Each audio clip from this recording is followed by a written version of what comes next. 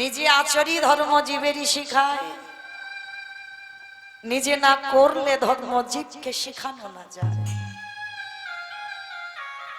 কে গো মাইরা, যদি আমার আচরণটা ঠিক না হয়,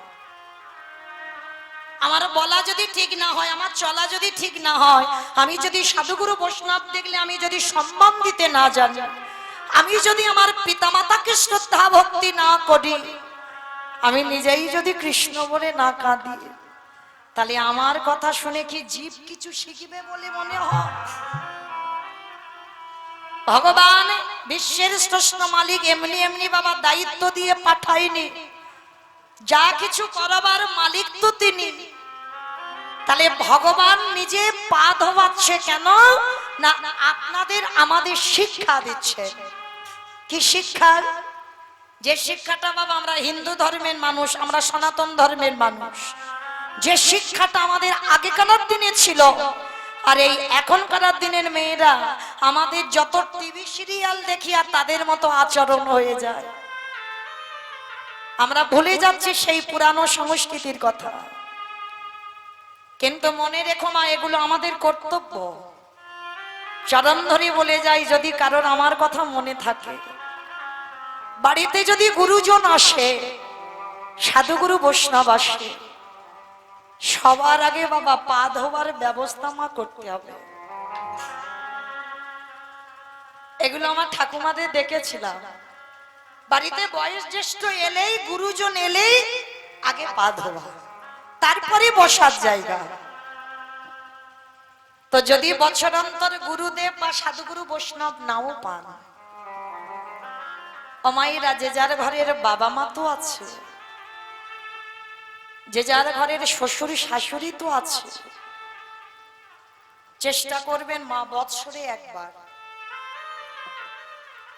আমি বলে যাচ্ছি না যে রোজ রোজ বাবা মার পা ধোয়া, শ্বশুর শাশুড়ির পা ধোয়া রোজ রোজ দরকার নেই, বৎসরে একবার চেষ্টা করবেন নিজের হাতে নিজের বাবা মাকে একবার সম্মান করতে। কারণ ওই মূল্যবান চরণ, কেন বলছি বাবা মূল্যবান চরণ, আমার কথা নয়, আমার ভগবান কৃষ্ণ সুদামাকে বলে রেখেছিল, সুদামা এই পৃথিবীতে সব থেকে বড় গুরু হলো যে যার ঘরের বাবা মা, তারপরে গুরু হলো শিক্ষা গুরু, দীক্ষা গুরু, তারপরে গুরু হলাম আমি ভগবান। আর এই জগতে যদি একবার পিতামাতার চরণ ধুলা তুমি সেবা করতে পারো, বৃন্দাবন যেতে হবে না, নবদ্বীপ যেতে হবে না, হরিদ্বার যেতে হবে না, দক্ষিণ ভারত পশ্চিম ভারত কোথাও যেতে হবে না, ওই দুটো চরণেই তুমি সবকিছু পেয়ে যাবে। ভগবান বলছে যদি সে আমায় ডাকতেও ভুলে যায়, আমি সারা জীবন তার দরজায় বন্দী হয়ে যাই। নিতাই গৌর প্রেমানন্দে। তাই তো বিশ্বের স্রষ্টা মালিক ভগবান আজকে রাজস্বী যজ্ঞে পা ধোয়ার কাজ করছে। শুধু পা ধোয়ানো নয় বাবা, আরো একটা কাজ করেছে। কি কাজ জানো? যত যত ভক্তরা প্রসাদ পেয়েছিল, আমার কৃষ্ণ দয়াময় ওই এঁঠো পাতাগুলো নিজে নর্দমায় ফেলেছিল। শুধু নর্দমায় ফেললো না, আরো একটা কাজ করেছিল। যেখানে ওই এঁঠো পাতাগুলো ফেলছে না, একটু করে এঁঠো তো পাতাতে লেগে আছে, সবাই তো আর পরিষ্কার করে প্রসাদ পায় না, একটু করে এঁঠো তো পাতাতে থাকে। কৃষ্ণ দয়াময় ওই এঁঠো গুলো নিয়ে আজকে সারা গায়ে মাখছে। ও যে ভকেতে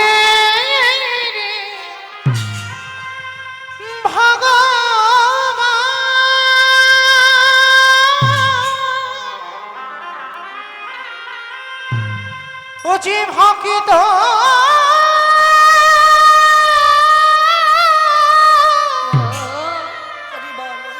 ও যে ভকিত ছাড়া কিছু জানে না,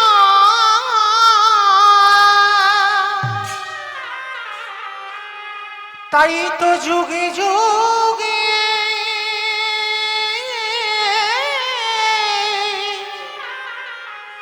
ও যে ভক্তের কাছে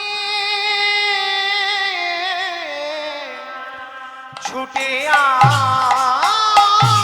আমরা যে যাই করি না কেন, যাগযজ্ঞ নয়, ব্রত পূজা নয়, ধ্যান তপস্যা নয়, হরির নাম হরির নামৈব কেবলম কলৌ নাস্তিব্য নাস্তিব্য নাস্তিব্য গতির অন্যথা।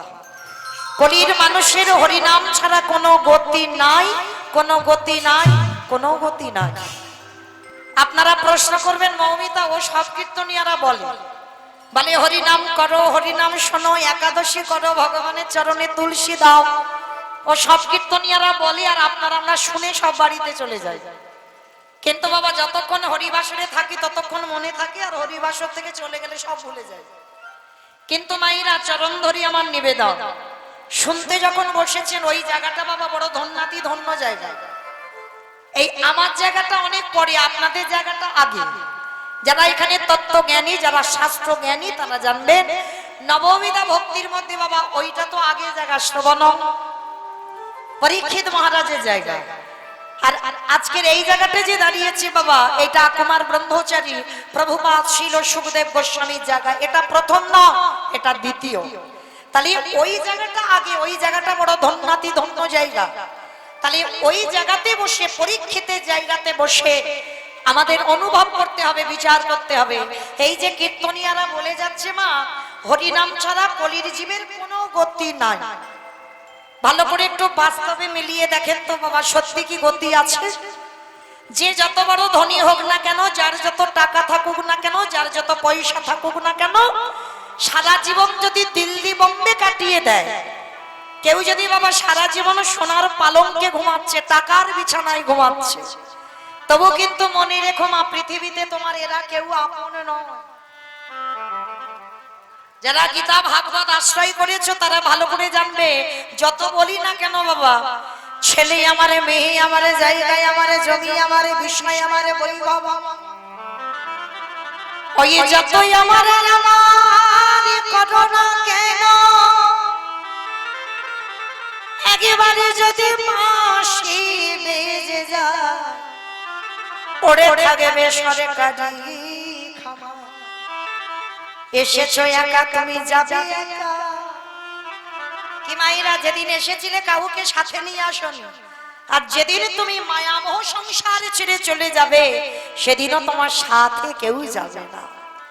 আজকে তোমার ক্ষমতা আছে, সবাই কদর যত্ন করে, সবাই ভালোবাসে, আর দুদিন তুমি বিছানায় পড়ে যাও, একদিন ভালোবাসবে, দুদিন ভালোবাসবে, এক সপ্তাহ বাসবে, 15 দিন ভালোবাসবে, 1 মাস পরে বাবা তোমার লাথি ঝাঁটা খেতেই হবে। মহাপ্রভু বললেন, সময় থাকতে ভজন করে নে। শিশুকালে কৃষ্ণ ভজে, কৃষ্ণ পাবার আসে, কৃষ্ণ পাবার আসে। যৌবনে কালে কৃষ্ণ ভজে, আসে বানা আসে, আসে বানা আসে। বৃদ্ধ কালে কৃষ্ণ ভজে, আমাদের জমের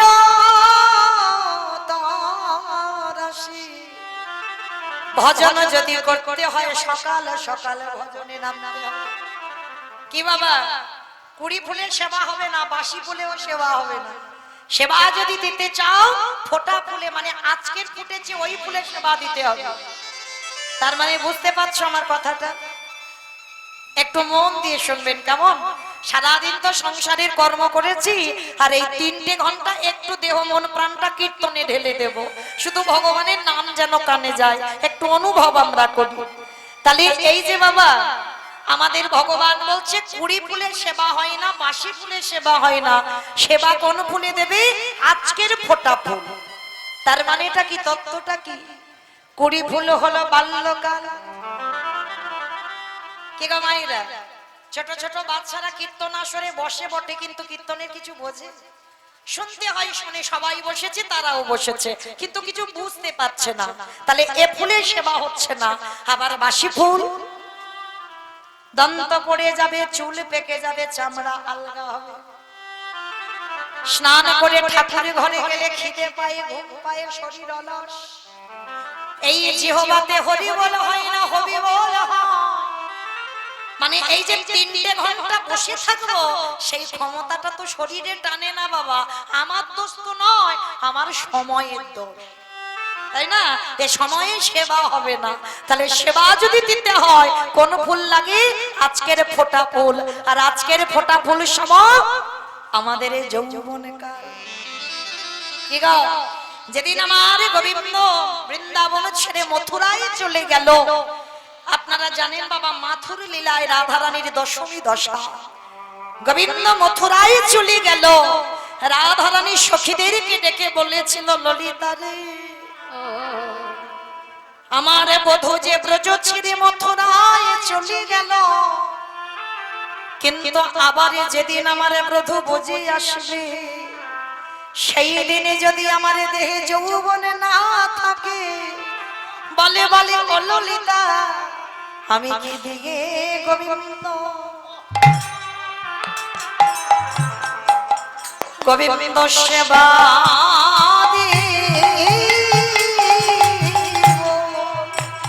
আমার যৌবন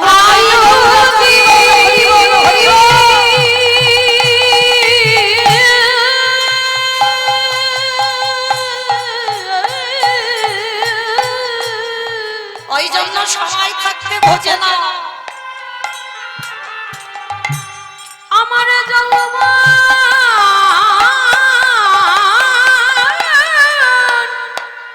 যদি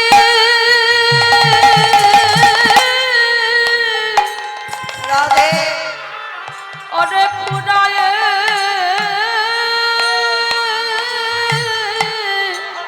গেল,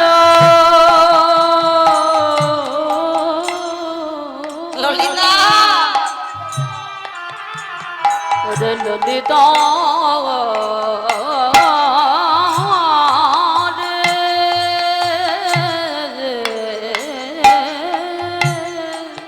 বল আমি কি দিয়ে সেবা দেব? আমি কি দিয়ে গোবিন্দ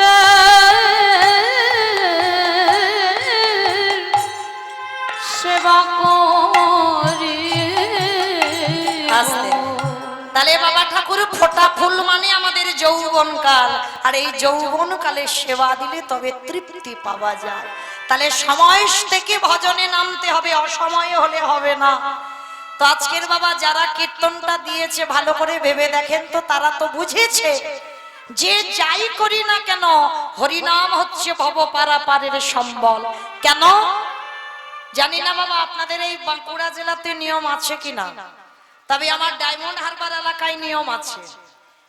মানুষ যদি মরে যায় বাবা, মৃত্যুর পর যার বাড়িতে আছে তো খুব ভালো, আর যার বাড়িতে নাই দুটো জিনিস ভাড়া করতে হবে, একটা হলো খোল আর একটা হলো করতাল।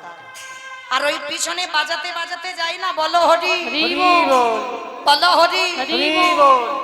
কি মাইরা আপনাদের গ্রামে হয় ওই খোল করতাল বাজিয়ে মরা নিয়ে যায়? বাহ, তাহলে একটু বুঝতে সুবিধা হয়। আচ্ছা মাইরা, এই জায়গাটা একটু ভালো করে শুনবেন। তাহলে আমাদের দেহ যখন বিসর্জন হয় তখন বাবা খোল করতাল বাজাতে হয়, আর যখন ঠাকুর বিসর্জনে যাচ্ছ বড় বড় ডিজে বক্স বাজাচ্ছ কেন? সেটাও তো বিসর্জন। তাহলে ঠাকুর বিসর্জনে ডিজে বাজাচ্ছ, আর আমাদের দেহ বিসর্জন হলে খোল করতাল বাজাচ্ছ কেন? এই জায়গায় চৈতন্য মহাপ্রভু শিক্ষা দিলেন, ওরে কলির জীব ভালো করে তাকিয়ে দেখ, শেষের দিনে যাদের আগলে বসে রইলি তারা কি কেউ তোর সাথে গেল? গেল না। তাহলে যাচ্ছে যে তোর কর্মফল। কি মাইরা, কর্ম তোমার সাথ দেবে। কে পৃথিবীতে সুখী হবে কে দুঃখী হবে এটা কিন্তু জগতে কেউ নির্ধারণ করে না, করে কে? তোমার কর্মফল। কতদিন তুমি ভাগবত আসরে বসেছ, কতদিন হরি কথা কানে গেছে, কতদিন তুমি একাদশী করেছ, আর কতদিন তুমি তুলসী গাছে জল দিয়েছ। এই ভালো ভালো কথাগুলো, ভালো ভালো কর্ম তোমার সাথে যাবে। আর একজন সাথ দেবে কে? এই হরি নামে যাবে। আমাদের পচা দেখা যা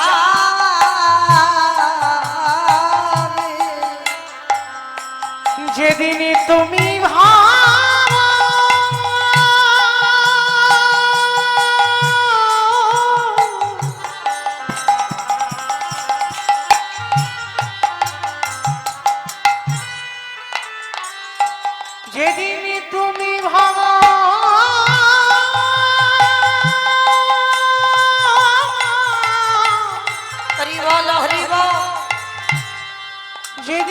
তুমি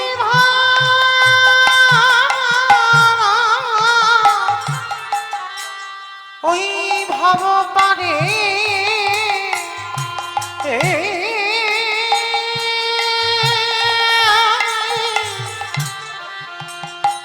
পারে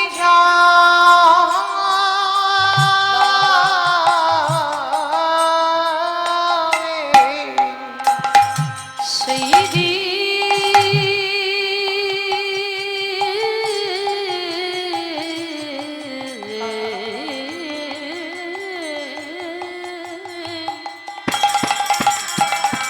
কেউ তোমার সাথে যাবে না গো। সেই দিনে নাম যাবে যা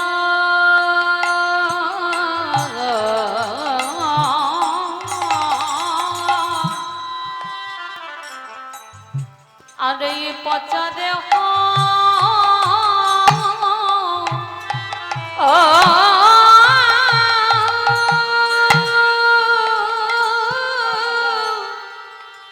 দেহ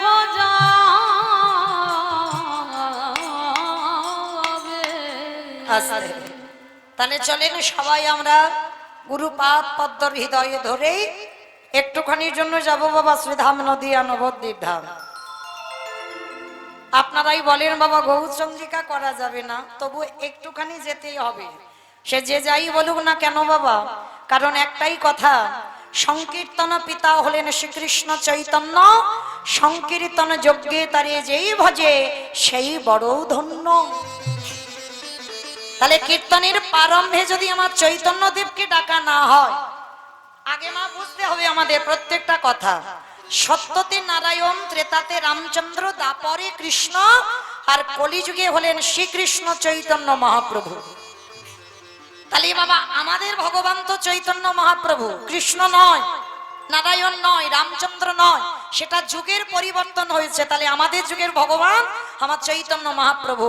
আর যদি আমার গৌর না আসতো, আমরা রাধা গোবিন্দের লীলা তত্ত্ব কেউ জানতে পারতাম না। নিতাই গৌর প্রেমানন্দে হরি বল, হরি বল। তাহলে সেই গৌরকে বাদ দিয়ে বাবা রাধা গোবিন্দের লীলা অসম্ভব। আগে যে যাই করি না কেন আমার গৌর তত্ত্ব আগে বলতে হবে। তো চলেন আমরা নবদ্বীপের মাটিতে আমার শ্রী চৈতন্য মহাপ্রভুকে একবার স্মরণ করব।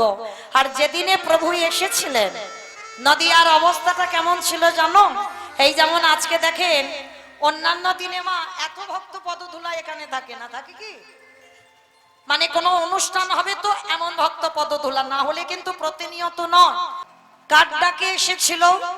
ভক্তের অভাব নেই বাবা, হাজার হাজার লাখ লাখ কোটি কোটি ভক্ত আছে। মানে পা ফেললে ভক্তের মাথার উপরে পা পড়বে। এই যে আপনারা বসে আছেন ভক্ত, ভক্ত যদি না হতেন বাবা এত রাত্রিবেলা ছুটে আসতেন? ভক্ত, আমি গাইছি ভক্ত, আমার সম্প্রদায়েরা ভক্ত। তাহলে ভক্তের অভাব নাই, কোটি কোটি লাখ লাখ ভক্ত আছে।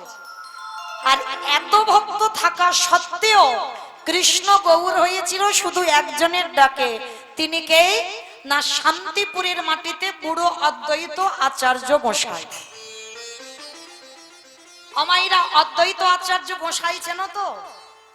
যেন মনে ভেবো না তোমাদের গ্রামে কারোর নাম বললাম। তোমাদের গ্রামে কেউ নয়, ওই যে পঞ্চতত্ত্ব ছবি যাদের বাড়ি আছে। আমার পঞ্চতত্ত্ব ছবি মানে বোঝো তো? ওই দেখবেন পাঁচজন একেবারে হাত তুলে দাঁড়িয়ে আছে না, শ্রীকৃষ্ণ চৈতন্য প্রভু নিত্যানন্দ, শ্রী অদ্বৈত গদাধর শ্রীবাস আদি গৌর ভক্তবৃন্দ। এই যে মাঝখানে ছেলেটা, ওটা সবাই বলতে পারবে ওটা হলো কলিযুগের ভগবান নিমাই। আর ওই ছেলেটার ডান দিকে দেখবেন বাবা একটা বয়স্ক লোক দাঁড়িয়ে আছে। মানে চুল গোপ দাড়িগুলো সব পেকে সাদা, কোনোটার কালো নেই। কেন নেই? না মহাপ্রভুর থেকে 52 বছরের বড়, মানে এক দুদিনের বড় নয় বাবা, যার জন্য চুল গোপ দাড়ি সব পেকে সাদা। আর যিনি 12 বছর তুলসী ভাসিয়ে কৃষ্ণকে কলিযুগে গৌর করে এনেছিলেন। তাহলে বাবা এই জায়গাটাই আমরা সবাই জানবো, পৃথিবীতে যখন ভক্তির অভাব নাই, তাহলে একজনের ডাকে একেবারে কৃষ্ণ কেন এলো? আর যদি বা এলো তিনি 52 বছরের বড়, আর যদি বা এলো 12 বছর তুলসী পাতা ভাসাতে তবে এসেছিল। 12 বছর মানে এক যুগ, এক যুগ তুলসী পাতা ভাসাতে হলো, তবেই কিন্তু কৃষ্ণ গৌর হয়ে এলো। তাহলে বাবা আজকের আমরা জানবো যার ডাকে বৃন্দাবন ত্যাগ করে নদিয়ার মাটিতে ছুটে এলো সেই মানুষটার মধ্যে বাবা কতটা পাওয়ার ছিল। কি মায়েরা, ক্ষমতা যদি না থাকে আমি কৃষ্ণকে টেনে আনতে পারবো ধরায়? তাহলে আমার কতটা পাওয়ার ছিল, তবে তো পেরেছি। তাহলে ওই বুড়ো মানুষটা কে? যার একটা নাম হচ্ছে মৃত্যুঞ্জয়। আচ্ছা বলো তো দেখি মায়েরা, আমার বাবারা দাদা ভাইরা বলবেন না, বলেন মৃত্যুঞ্জয় কোন ঠাকুরকে বলে? বাহ, মানে কীর্তন শোনে বোঝে। তাহলে শিব ঠাকুরের একটা নাম হচ্ছে মৃত্যুঞ্জয়। কেন মৃত্যুঞ্জয় বলা হলো? না, ওই একজনই দেবতা মৃত্যুকে জয় করেছিল। এমনকি বাবা ভাগবত আখ্যা দিয়েছেন আমার কৃষ্ণকে মরতে হয়েছে, দেহত্যাগ করতে হয়েছে। 125 বছর বয়সেই জরাবাধের তীরে তিনি দেহত্যাগ করেছিলেন। শুধু একজনের মরণ হয়নি, তিনি হলেন পরম বৈষ্ণব বাবা ভোলানাথ। সত্য যুগে শিব ছিল, ত্রেতা যুগে শিব ছিল, দ্বাপর যুগে শিব ছিল, আর কলি যুগের মাটিতে শিব নয়, তিনি হয়েছেন অদ্বৈত আচার্য গোসাই। এবার আমরা জানবো মায়েরা, এই যে আপনারা শিব চতুর্দশী ব্রত করেন, শ্রাবণ মাসে গেল বাবার মাথায় জল দিয়েছেন 5টা সোমবার। তাহলে এই যে এত বাবাকে ভালোবাসেন, এত বাবার মাথায় জল দেন, বাবা কিন্তু কলি যুগে আসেই। বাবা তো অদ্বৈত আচার্য গোসাই হয়ে এসেছে। 3 যুগের শিব ছিল, কলি যুগের শিব নয়। তাহলে এই 9টা কেন হলো? এর কথা জানতে গেলে বাবা সবাইকে একটুখানির জন্য যেতে হবে মহাভারত। কারণ ঘটনাটা ঘটে গিয়েছিল বাবা মহাভারতে, যার জন্য আমার পরম বৈষ্ণব বাবা কলিযুগে আর শিব রূপ ধারণ করতে পারছে না। তাহলে চলেন আমরা একটু যাব মহাভারতে, আর মহাভারতে গিয়ে দেখব ব্রজেন্দ্র নন্দন কৃষ্ণ ছিলেন কুরু পক্ষে, আর পিতামহ হরিবল পিতামহ ভীষ্ম ছিল কুরু পক্ষে, আর পাণ্ডব পক্ষে ছিলেন আমার ভগবান কৃষ্ণচন্দ্র। তো যেদিন বাবা যুধিষ্ঠির মহারাজ করেছিল রাজস্বই যজ্ঞ, এই যে বাবা যজ্ঞ করতে গেলে একজনের দ্বারা সম্ভব নয়, অসম্ভব। যজ্ঞ করতে গেলে অনেক লোকের সহযোগিতা প্রয়োজন। যেমন আমার এই কমিটি দাদা ভাইরা আজকের অনুষ্ঠান করাচ্ছেন, আমাকে নিমন্ত্রিত করে এনেছেন সেই দক্ষিণ 24 পরগনা ডায়মন্ড হারবার থেকে। একার দ্বারা কি সম্ভব? কখনো সম্ভব নয়। সবাইকে আগিয়ে আসতে হবে, অনেকের সহযোগিতা চাই, তবেই বাবা এত বড় একটা অনুষ্ঠান চালানো যায়। একার দ্বারা নয়। আপনারা প্রশ্ন করবেন বাবা কেন মৌমিতা ব্যক্তিগত কীর্তন তো একাই হয়? বলে শোনো ভাই, ব্যক্তিগত কীর্তন হয় ঠিক কথা, অর্থ একজন দেয়, কিন্তু শ্রম একটা অনুষ্ঠান করতে গেলে তোমার বন্ধু বান্ধব গ্রাম প্রতিবেশী সবাইকে বলতে হবে, সবার সহযোগিতা চাই, তবেই একটা অনুষ্ঠান হয়। তো মহাভারতে যুধিষ্ঠির মহারাজ করেছিল রাজস্বই যজ্ঞ মা, আর এই রাজস্বই যজ্ঞে ভগবান কৃষ্ণ নিজে সবাইকে দায়িত্ব দিয়েছিল। আর যুধিষ্ঠির মহারাজ বলেছিল কৃষ্ণ, ও কৃষ্ণ তুমি সবাইকে দায়িত্ব দিচ্ছ, তুমি নিজে কোনো দায়িত্ব নেবে না? ভগবান আমার মুচকি হেসে বলেছিল জানো দাদা, আমি তো সবাইকে একটা করে কাজ দিয়েছি, আর জানো আমি তো আমার জন্য আলাদা করে 2টো কাজ ফেলে রেখেছি। শিখি সবাইকে একটা করে কাজ, আর তুমি তোমার জন্য 2টো কাজ। আচ্ছা কৃষ্ণ তুমি কি কি কাজ করবে বলো তো দেখি একবার। বলে জানো দাদা, আমার প্রথম কাজ হবে এই যজ্ঞে যত যত ভক্তগণ আছে, যত যত ভক্ত আসবে, আমি কৃষ্ণ দয়াময় হয়ে সবার প্রথমে আমি নিজের হাতে তাদের চরণ যুগল ধৌত করে দেব। চমকে উঠেছে যুধিষ্ঠির মহারাজ, অসম্ভব! কৃষ্ণ কে কোন জাতের মানুষ আসবে, কে নিচু জাত, কে উঁচু জাত, জাতের ঠিক নেই। মনে রেখো বাবা, বৈষ্ণবের কোনো জাত হয় না, এইটা মাথায় রাখতে হবে। সে মুচি হলেও বৈষ্ণব হতে পারে, বৈষ্ণব একটা ধর্ম, সে যে কেউ হতে পারে। বৈষ্ণব কোনো জাত নয় যে আমি নিচু জাত বলে বৈষ্ণব হতে পারবো না, আর কেউ উঁচু জাত বলেই বৈষ্ণব হবে না। বৈষ্ণব জাত নয়, বৈষ্ণব হলো একটা ধর্ম। তো আজকের ভগবান কৃষ্ণ বলছে, দাদা আমার তো কোনো জাত বিচার নাই, কে হিন্দু কে মুসলমান, পশু পাখি কীট পতঙ্গ মানব দানব খেচর খেচড়ি, আমি সবাইকে প্রেম দিয়েছি। তাহলে আমার জাতের বিচার নাই, আমি যারা যারা আসবে আমি প্রত্যেকের পা দুটো ধৌত করে দেব। আচ্ছা মায়েরা, এই জায়গাটা খুব অনুভব করবে। ভগবান হয়ে যার কোনো কিছু অভাব নাই, যে মনে করলে একটা সেকেন্ডে পৃথিবীটাকে লয় প্রলয় করে দিতে পারে, যার ইচ্ছাতে মরা গাছে ফুল ফোটে, যার ইচ্ছাতে শুকনো গাঙে উজান বয়, যে গোটা বিশ্বের স্রষ্টা মালিক ভগবান, সেই ভগবান আজকের পা ধোবাচ্ছে কেন? কি বাবা, ভগবান নিজের জন্য? দূর। নিজে আচরি ধর্ম জীবেরই শিখায়, নিজে না করলে ধর্ম জীবকে শিখানো না যায়। কে গো মাইরা, যদি আমার আচরণটা ঠিক না হয়,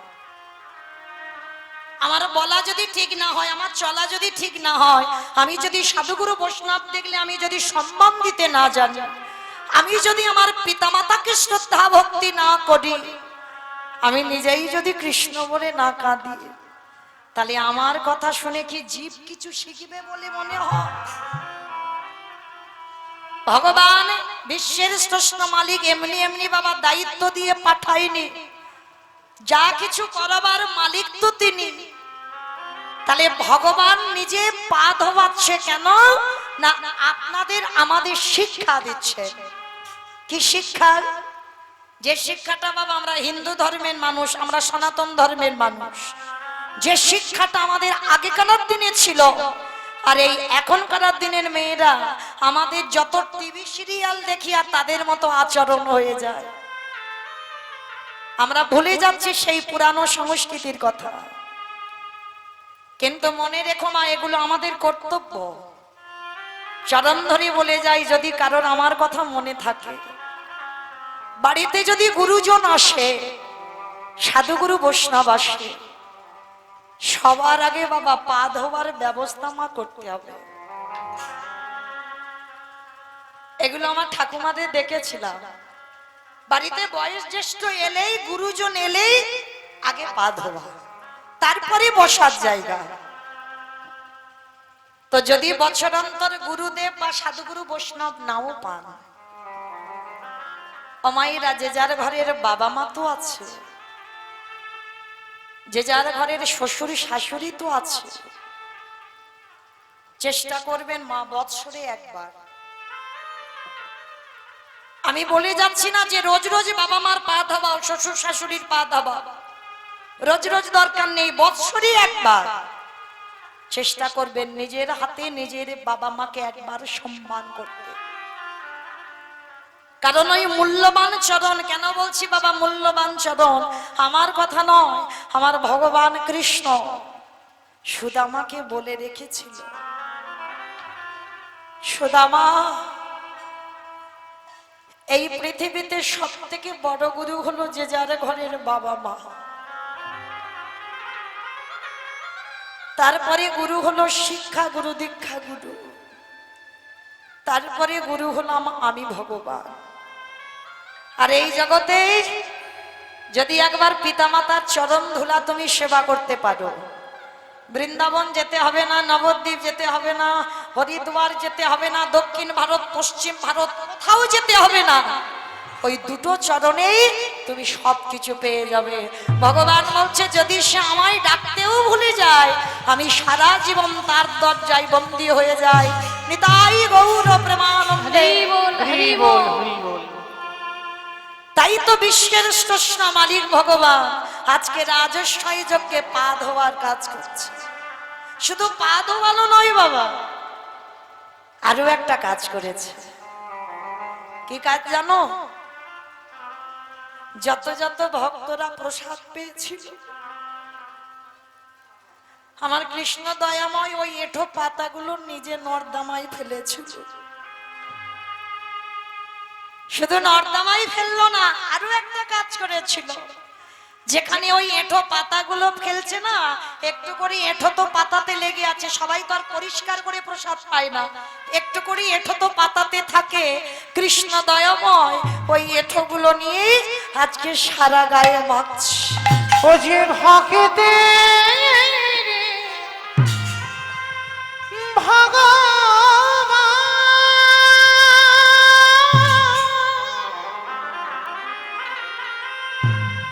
ও যে ভক্ত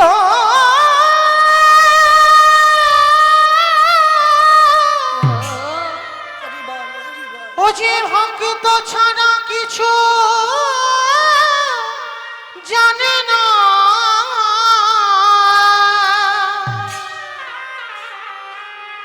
তাই তো যুগে যুগে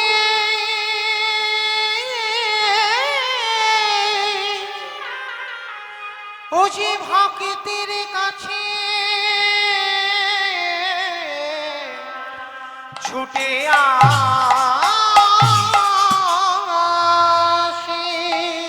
যুধিষ্ঠির মহারাজ বলল, কৃষ্ণ কৃষ্ণ, যারা যারা এসেছে ওদের পা ধোয়াচ্ছিস, মেনে নেওয়া যায়।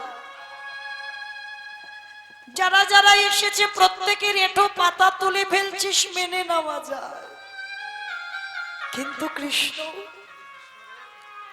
তুই ওদের এঁঠোগুলো নিয়ে সারা গায়ে মাখছিস কেন?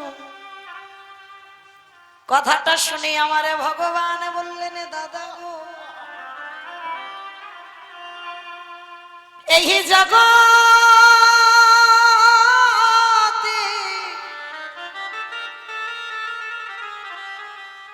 কেউ যদি পাপ করে তাদের বিচার আমি কৃষ্ণ করি। কিন্তু বলো বলো দাদা, আমি যে বড়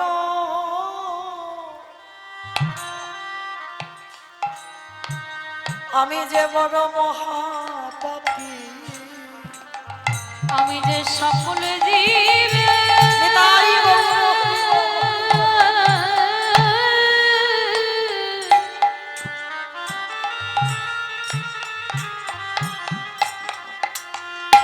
আমি সকল জীবে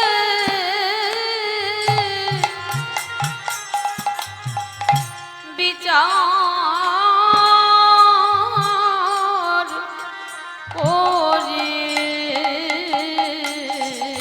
আমার মতো পাপী আর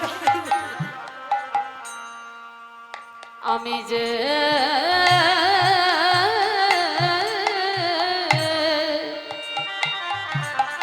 আরো মহাপাপী।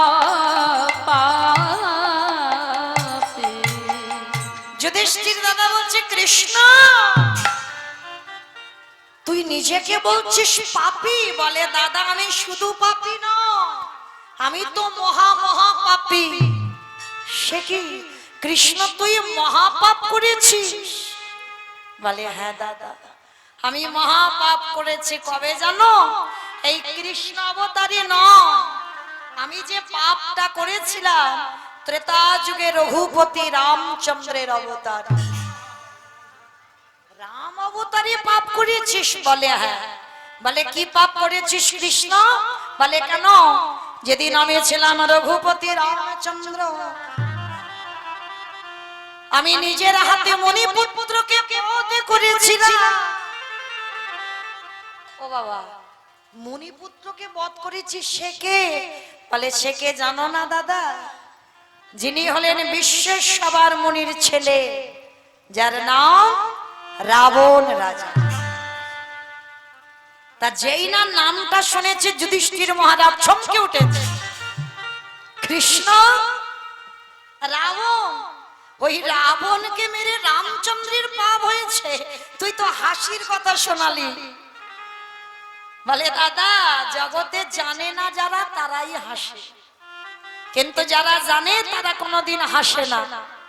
কি মায়েরা আপনারাই বলেন তো, রাবণ ভালো লোক না রাবণ খারাপ লোক? বলো, ভালো লোক?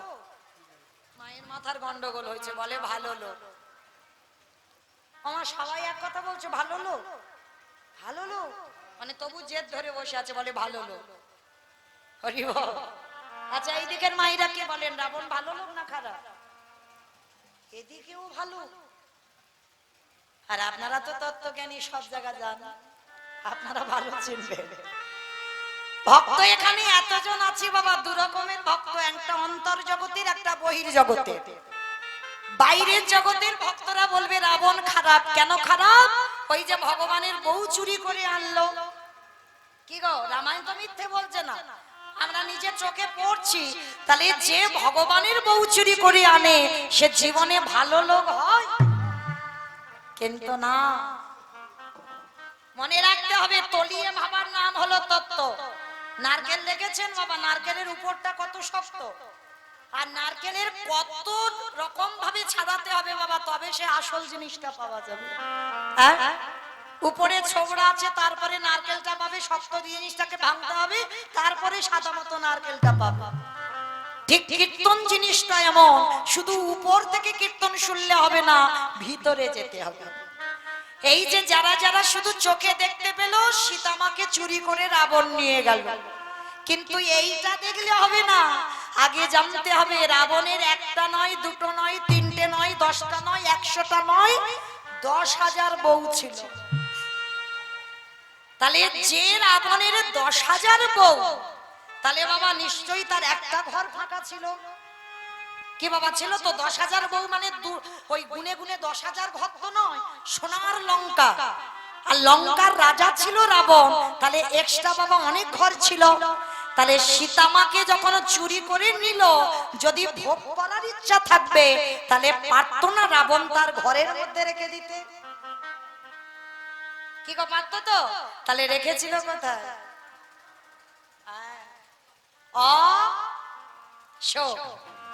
এখানেই তো উত্তর বেরিয়ে গেল। দেখেন, ভাবেন একটু। যেখানে শোকের ছায়া লাগে না, সেইখানে সীতামাকে বন্দি করে গেল। শুধু বন্দি করলো না, ওই চেরিরা ছিল না, ওই বনে বাবা, সেই চেরিরা নিজের হাতে বড় বড় লাঠি দিয়ে সীতামাকে আঘাত করতো, মারতো। তাহলে এখনো বলবে রাবণ ভালো? যে সীতামাকে মার খাওয়াচ্ছে তবু বলছে বাবা, যারা তত্ত্ব বোঝে তারা বলছে রাবণ ভালো। কেন বলছে ভালো? অমাইরা সিনেমা টিনেমা দেখো, একটু ভালো করে বোঝাই। সিনেমা দেখো, আচ্ছা সিনেমা ছেড়ে দাও, সিরিয়াল তো দেখো। হ্যাঁ, ওটা দেখবে, বেশ। আচ্ছা, সিরিয়াল যারা পছন্দ করো বা সিরিয়াল যারা দেখো, দেখো দেখো, আমি বারণ করছি না, ওগুলোও দরকার, সবকিছুই দরকার। আচ্ছা, এই সিরিয়াল যারা পছন্দ করো বা দেখো, আচ্ছা বলো তো, যখন ওই শুধু নায়ক নায়িকা থাকে তখন কি সিরিয়ালটা ভালো লাগে? কি মা ভালো লাগে? কখনো ভালো লাগবে না, একঘেয়ে হয়ে যাবে। একটা ভিলেন লাগবে, মানে মারামারি হবে, কাটাকাটি হবে, চুরি করে নিয়ে যাবে, তারপরে তো বাবা সিরিয়াল জমজমাট হবে, তাই না? আচ্ছা বলো তো, যখন নায়ককে জব্দ করা না যায়, মানে ভিলেন জব্দ করতে পারছে না, তখন কি হয়? বাহ, দেখেছো কত বোঝে। তাহলে নায়িকাকে চুরি করে নিয়ে যায়, আর নায়িকাকে যদি একবার চুরি করে আনা যায়, তাহলে কি বাবা আর নায়কের কাছে যেতে লাগবে? কি বাবা 10 তলা বিল্ডিং থেকে ঝাঁপিয়ে নায়িকার কাছে যাবে না? যাবে তো? তত্ত্বের দিকটা ভালো করে এবার তাকিয়ে দেখেন।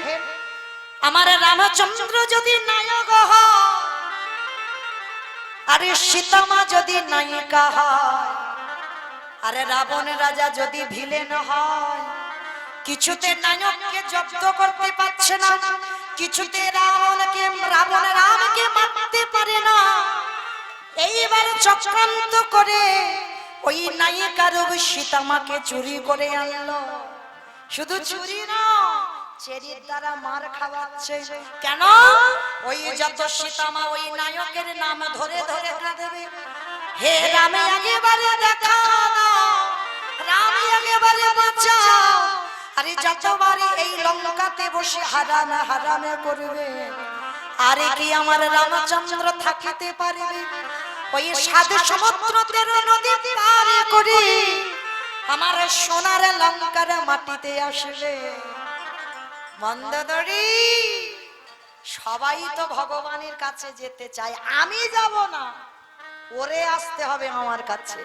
আমারে ভজন যদি সঠিক হয়, আমারে ভালোবাসা যদি ঠিক হয়, ওকে আমার কাছে আসতে হবে।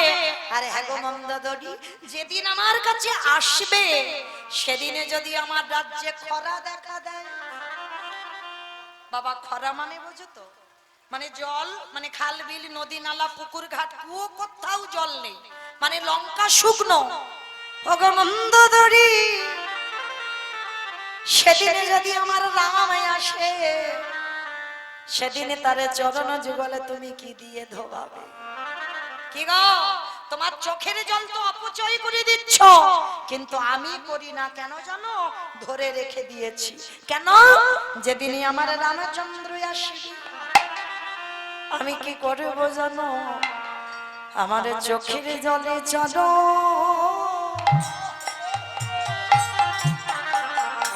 চরণ ধোবাইব।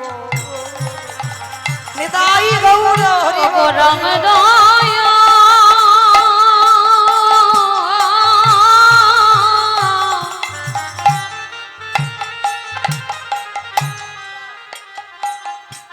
ওগো রাম দয়া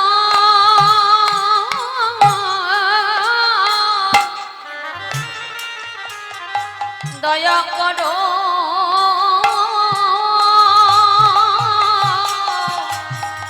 বলে আমার চোখের জলে চরণ ধোয়াই ভগবন্তী। যেদিনই আমার রাম আসবে আমার লঙ্কা, সেদিন আমি কি করব জানো? তারে চরণ যুগল আমি বুকে ধরে নয়ন জলে কেঁদে বলবো, হে রাম দয়াময়, তব চরণে বড় অপরাধ করিলাম, তুমি কৃপা করে একবার আমার হাতে ধরে এই ভব নদী পারে করে দিও। নিতাই গৌর হরি তুমি বল যে হরি বল। পারের কারতা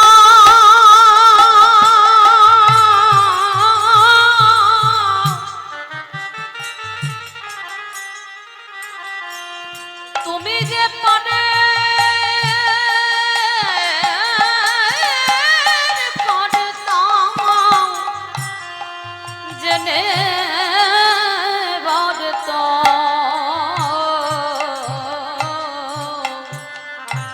আমার হাতে ধরে ভব নদী পার করে দাও। আসলে তাহলে কে বলে রাবণ খারাপ?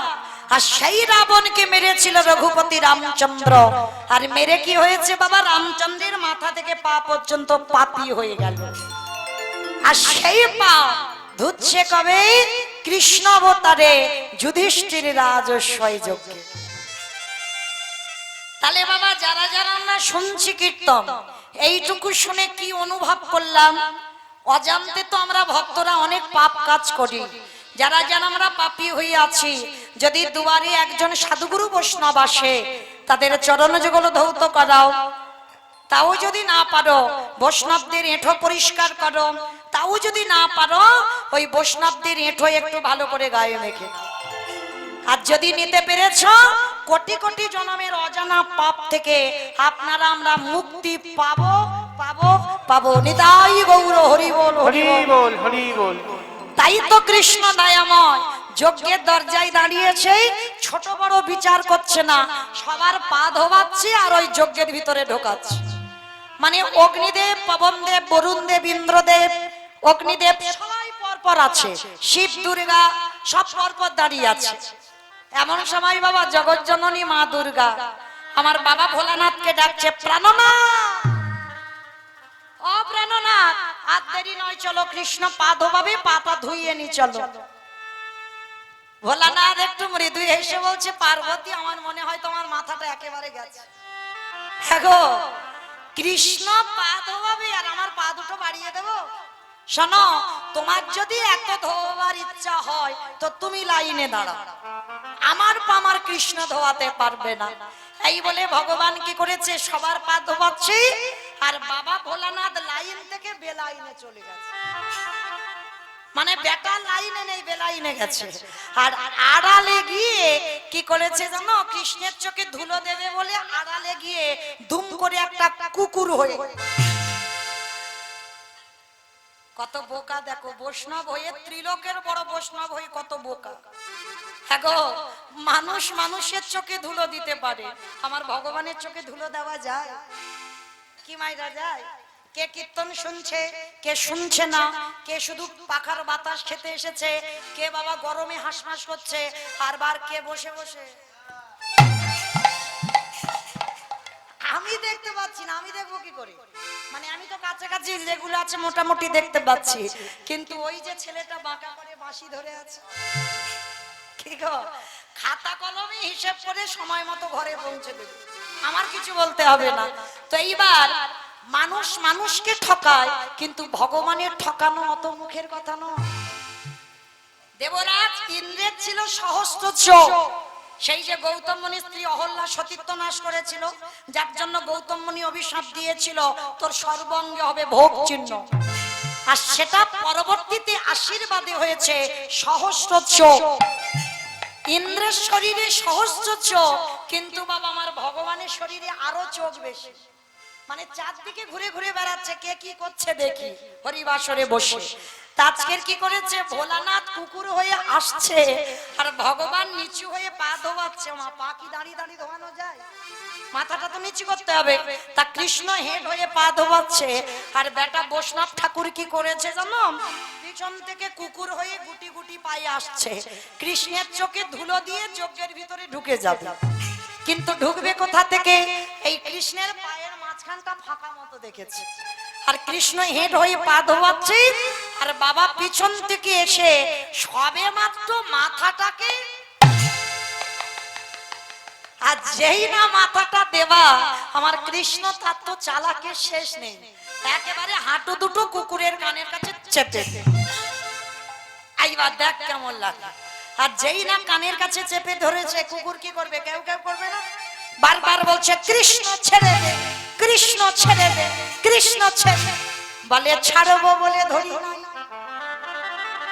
হে বৈষ্ণব গোসাই, হে বৈষ্ণব গোসাই,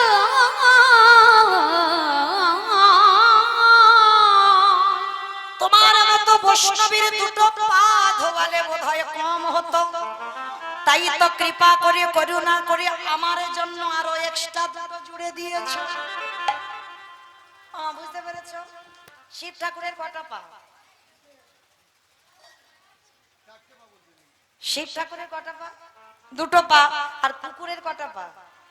চারটে পা। তাহলে আজকের ভগবান বলছে তোমার মতো বৈষ্ণবে দুটো পা ধোয়ালে বোধহয় আমার জীবনে কম হতো, ওই জন্য তো তুমি আমার জন্য আরো এক্সট্রা দুটো জুড়ে দিয়েছো।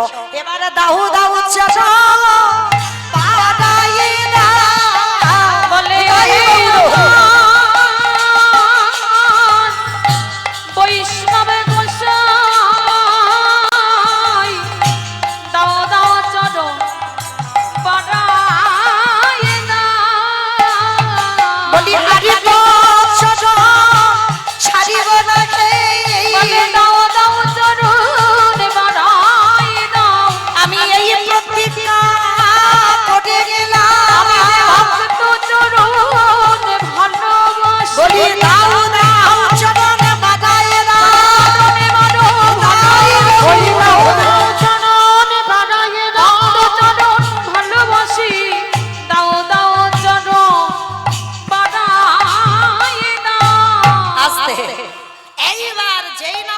ভিতরে মাথাটা ঢুকে গেছে, কৃষ্ণ তো পাটা নিয়ে চেপে দিচ্ছে, আর কুকুর তত ছটফট করছে, কৃষ্ণ আমি ভুল করেছি, ছেড়ে দে, চুপ।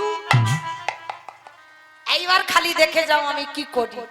সবার পা ধোয়াচ্ছে ঘটিতে করে জল দিয়ে, আর কুকুরের বেলা কি করেছে জানো, মোটা দড়ি দিয়ে আগে বেঁধেছে একটা গাছে, মানে ছটফট করছে তো, মানে ধরে রাখতে পারছে না ভগবান। আর কুকুরকে যদি দড়ি দিয়ে বাঁধা যায়, মা কি করবে, চারটে পা শুধু ছটফট করবে না? ভগবান বলে এবার এর পায়ের ব্যবস্থা করতে হবে। মোটা দড়ি দিয়ে কুকুরের চারটে পা বেঁধে দিয়েছে, আর যেই না বেঁধে দিল, এবারে ধুলায় গড়াগড়ি যায়, আর কৃষ্ণ কৃষ্ণ বলে কাঁদে। আমি কান বলছি, নাক বলছি, জীবনে আর ভুল করব না, কৃষ্ণময় ছেড়ে দে, তোর সঙ্গে চালাকি করতে গিয়ে আজকের আমি ফাঁদে পড়ে গেছি, আমাকে ক্ষমা করে দে, চুপ। সেই রাবণকে মেরে রামচন্দ্র হয়ে আমি পাপী হয়ে আছি। যুধিষ্ঠির যজ্ঞে এই কাজটা নেওয়া কেন, তোমার মতো বৈষ্ণবের পা ধোয়াবো বলে, আর তুমি আমার সঙ্গে চালাকি করছো। দেখো এবার কি করি। এবার সবার পা ধোয়াচ্ছে ঘটির জল দিয়ে, আর ওই কুকুর রূপী বৈষ্ণবকে কি করেছে জানো, আমারে কৃষ্ণ দয়া মায়া, ওই কুকুরের চারটে চরণ হৃদয়ে ধরি। ভগবান পর্যন্ত বৈষ্ণবকে কোন জায়গায় রেখেছে দেখো। আর আপনারা আমরা কি করি বাবা, বৈষ্ণবদের পিছনে খুঁত ধরে ধরে বেড়ায়, অমুক ওই করলো তমুক ওই করলো না। ভগবান বলছে সে তার কর্ম করবে, কিন্তু তুমি যেন অপরাধ করে ফেলো না। কারণ কেউ যদি, আমি ভগবান আমার চরণে অপরাধ করে আমি তাকে ক্ষমা করে দিই, কিন্তু বৈষ্ণবী দারিদ্রে যদি হয় ক্ষুদ্র অপরাধ, ক্ষুদ্র অপরাধ মহা মহা ভজনেতে পড়ে যায় করে যায় বৈষ্ণব অপরাধ করে যে বা গঙ্গা স্নানে যায়, গঙ্গা স্নানে যা পতিত পাবনী গঙ্গা তারি দেখে দূরে দূরে সরে সরে যা বৈষ্ণব দেখে যে বা নানমাই মুন্ড, নানা গায়ে মুন্ড তারি মুন্ড পরে যা নরকের কুণ্ড, নরকের কুণ্ড। তাহলে বৈষ্ণব অপরাধীকে কোনোদিন ক্ষমা করে না ভগবান। আজকে রাজস্বই যজ্ঞে যেই না কুকুরের চরণ চারটে কৃষ্ণ বুকে ধরেছে, আর কুকুর রূপী ভোলানাথ তো শুধু কেঁদে যাচ্ছে, কৃষ্ণ আমি ভুল করেছি, আমায় ছেড়ে দে, জীবনে আর ভুল করব না, চুপ। এইবারে কৃষ্ণ দয়াময় খালি বিলি নদী নালা পুকুরে ঘাটের জলে না, কুকুরের চারটে চরণ বুকে ধরে কৃষ্ণ আমারে চোখের জলে জলে চরণ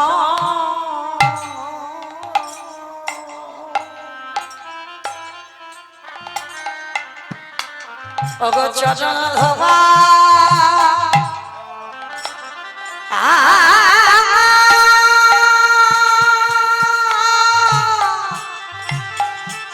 ধোয়াই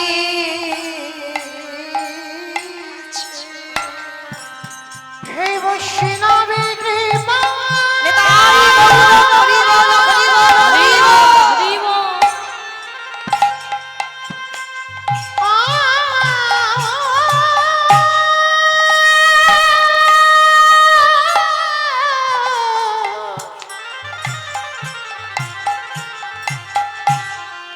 হে বৈষ্ণবী কৃপা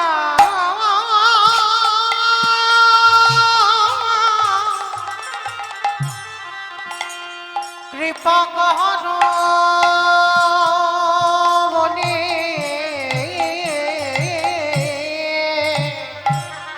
কৃষ্ণ চোখে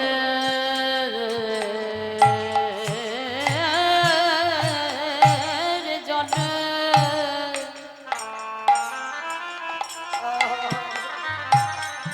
চোখের জলে চরণে ধোয়া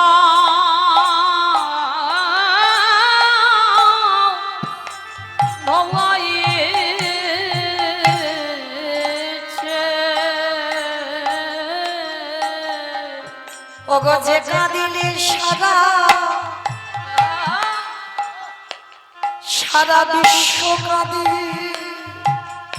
বলে সেই তো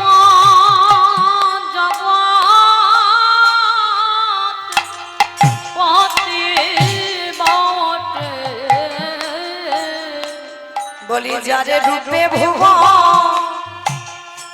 ভুবনে আলো করে রূপ যেতে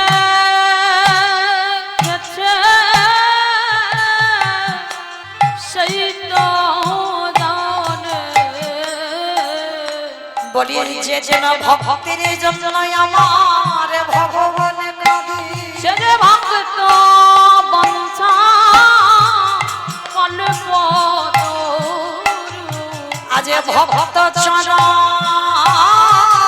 হৃদয়ে ধরে ভক্ত চরণ বড় ভালোবাসে আজ চোখের জলে জলে চরণ ধোয়াইছে আসতে এইবার কৃষ্ণের চোখের জল কুকুরের চরণে টোপে টোপে পড়ছে আর সেই সময় ভোলানাথ রূপে কুকুর হয়ে বলল কৃষ্ণ আমি প্রতিজ্ঞা করলাম তোর চরণ ছুঁয়ে আহাগত কলিযুগে আমি আর শিব হব না শিব হব না আসতে আমাইরা যেখান থেকে গিয়েছিলাম আবার সেখানে ফিরে এলাম মনে পড়ছে তো আমার প্রশ্নটা কি ছিল সত্যতে শিব ছিল ত্রেতাতে শিব ছিল দাপরে শিব ছিল কিন্তু সেই ভোলানাথ কলিযুগে শিব নয় তিনি হলেন অদ্বৈত তিনি হলেন অদ্বৈত আচার্য গোসাই তাহলে কেন হয়েছে এই কেনর কথা আজকে আমরা জানলাম আর জানতে গিয়ে বাবা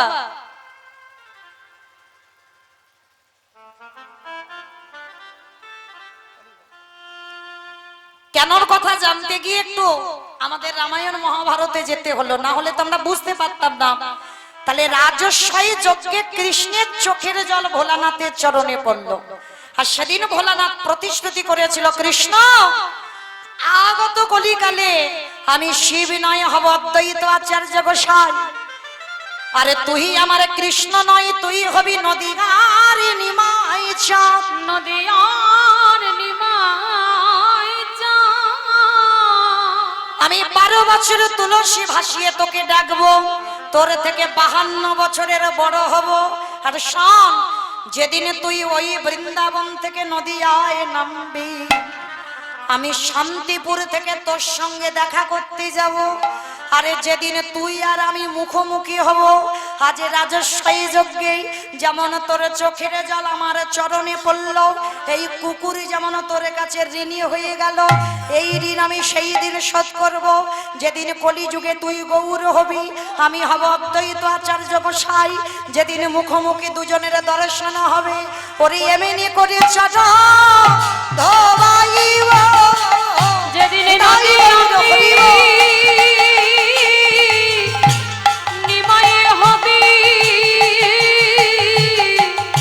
এমনি করে চরণ ভগাইব বলি এই প্রতিজ্ঞা করে রাখলাম যেদিন নদী আমি নিমাই হবি আমি এই প্রতিজ্ঞা করে রাখলাম সেদিন নয়ন জলে চরণ ধোয়াবো মুখে প্রেমানন্দে বহু তুলে বলে এই প্রতিজ্ঞা হলি সেদিন প্রেমানন্দে হলি বলে এই প্রতিজ্ঞা করে দিলাম সেদিন হলি বলে বাহু তুলে এই প্রতিজ্ঞা করে দিলাম বলে এমনি করে চরণ ধোয়াইব আস্তে তাহলে মায়েরা পরিষ্কার বুঝতে পেরেছেন তো অসুবিধা হয়নি চলো তাহলে যার জন্য অদ্বৈত আচার্য ডাকে কৃষ্ণ গৌর হলো আর এসে কি করছে জানো কেহ বলি পুরবিতে রাবণ বধিল লীলা। কেহ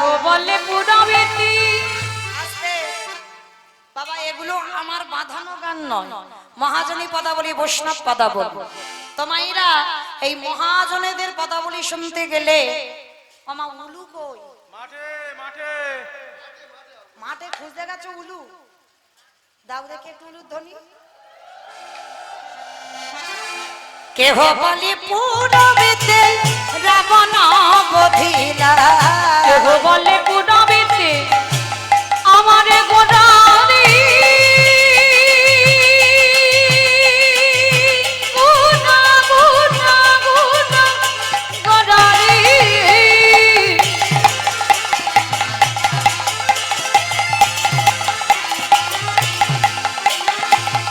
আমারে গোড়া গোড়ারি।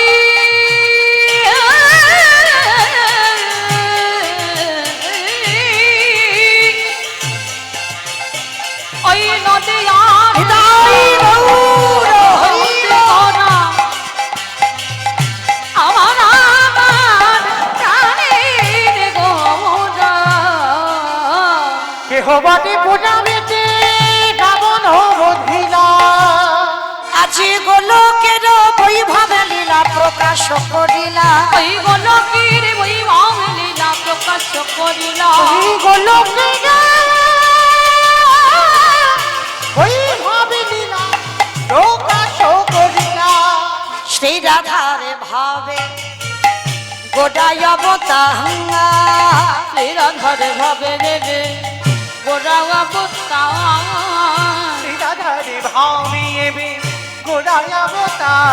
ওই শ্রীরাধারে ভাবে রে গোড়া অবতার।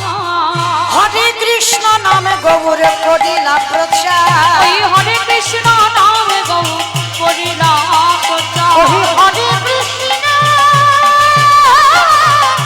নামে গৌরী হরিলা প্রচার। এইবারে লীলা প্রকাশ হলো। এইবারে লীলা প্রকাশ হলো। এইবারে লীলা প্রকাশ হলো। এইবারে লীলা প্রকাশ হলো। গোলকের বৈভবে লীলা প্রকাশ করিলা। এই গোলকের বৈভব লীলা প্রকাশ করিলা। ওই গোলকের ওই ভাবি লীলা প্রকাশ করিলা। বাসুদেব ঘোষ কহে করি জোড়হা। করি জোড়হা। ওগো ছেগে গো সেই কৃষ্ণ সেই তো জগন্নাথ। অবশ্যই তো যাব। নিতাই গৌর হরিব। বাসুদেব ঘোষে কহে এইবারে লীলা